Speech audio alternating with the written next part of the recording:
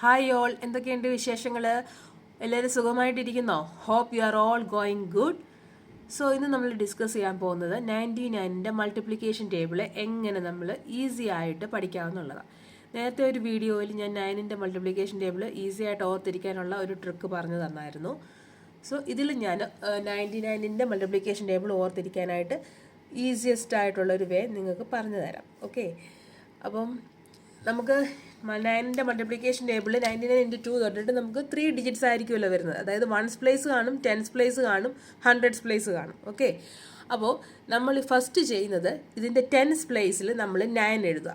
Okay, full 10s പ്ലേസിൽ എല്ലാത്തിൻ്റെയും 10s പ്ലേസിൽ നമ്മൾ എന്ത് ചെയ്യുക? 9 എന്നുള്ളത് എഴുതുക.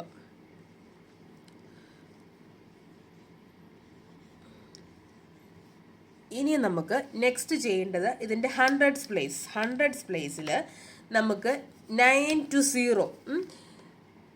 0 ഡിക്രീസിങ് ഓർഡറിൽ എഴുതാം. അതായത് ഫസ്റ്റ് ഇതിൻ്റെ 100s പ്ലേസ് നമ്മൾ 9 എഴുതി, ദെൻ 8 7 6 5 4 3 2 1 0.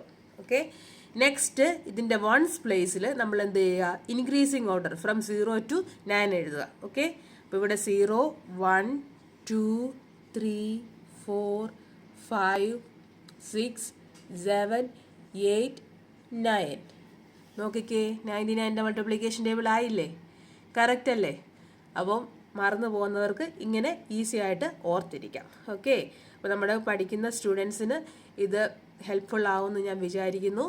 അപ്പോൾ ഇങ്ങനെയൊക്കെയുള്ള നല്ല നല്ല വീഡിയോസ് കിട്ടാൻ വേണ്ടിയിട്ട് എൻ്റെ യൂട്യൂബ് ചാനൽ ലൈക്ക് ചെയ്യുക, സബ്സ്ക്രൈബ് ചെയ്യുക. ഓക്കെ, അപ്പോൾ അടുത്ത ഒരു വീഡിയോ ആയിട്ട് നമുക്ക് പിന്നെയും കാണാം. അതുവരെ bye bye, take care, love you all.